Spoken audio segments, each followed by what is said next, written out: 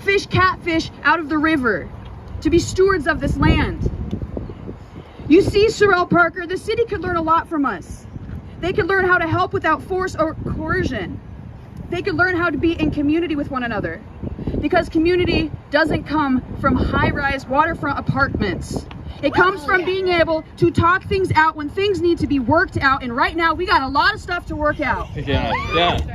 In an age of resistance, the city needs to ask itself what it's afraid of resisting. Investors, developers, or change rooted in sustainability.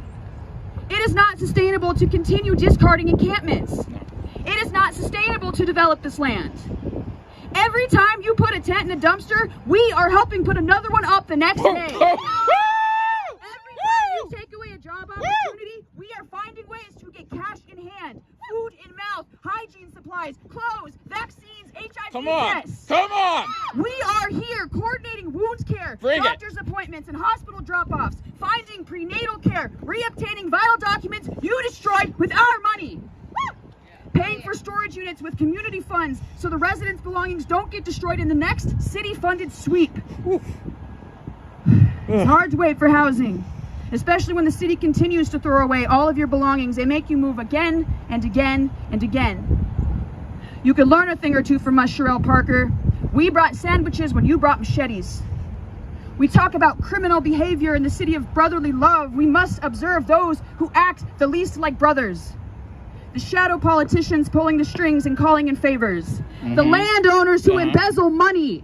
The council members turning cheek. The city-funded teams whose resources are used illegally. The police who destroy vital documents and exacerbate mental health conditions.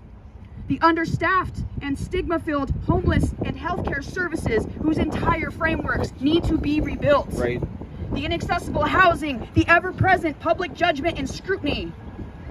Facing imminent violence and traumatization.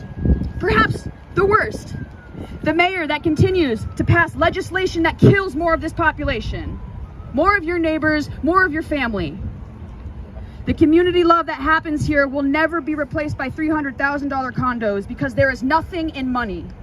Substance is in the experience we share with those around us, how we live in harmony with this earth, help each other out, and grow as human beings.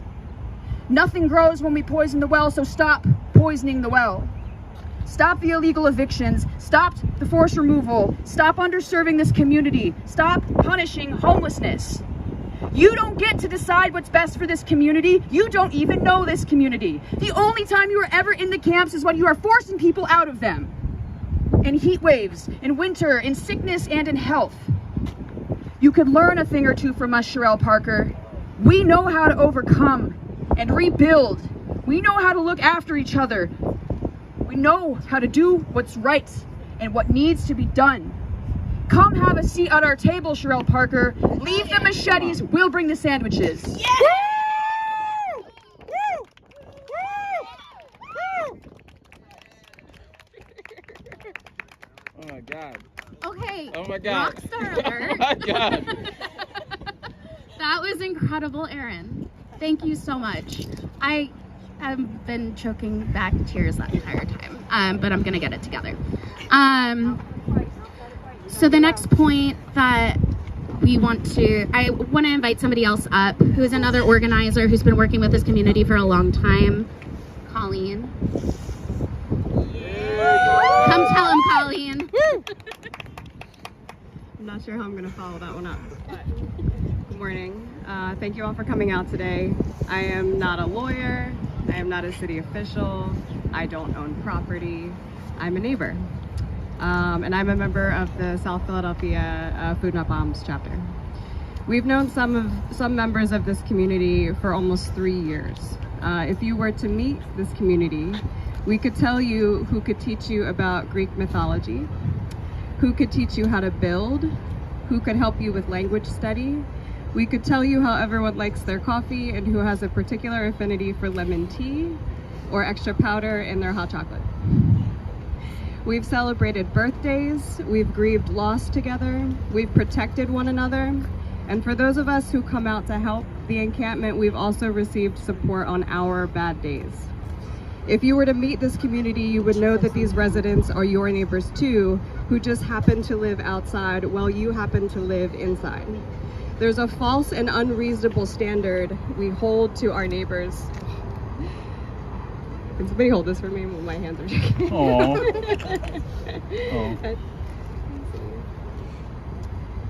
There is a false and unreasonable standard we hold to neighbors who happen to live outside.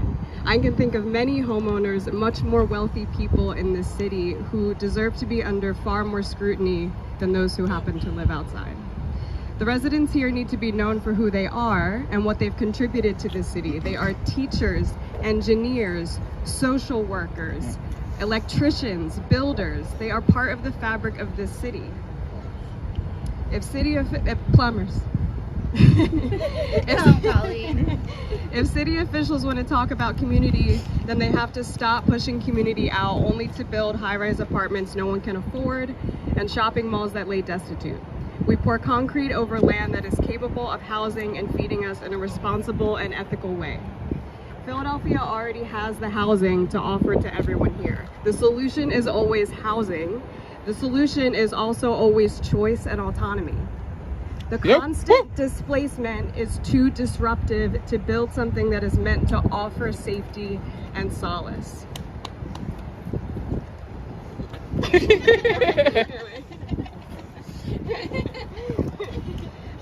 The constant displacement is too disruptive to build something that is meant to offer safety and solace, while those living here are trying to reach a new chapter for themselves. Everyone deserves that chance. What this community offers has the potential for being a blueprint for what that safety and solace looks like, and we are all here to see that through, no matter what. Whew. Beautiful. Beautiful. Beautiful.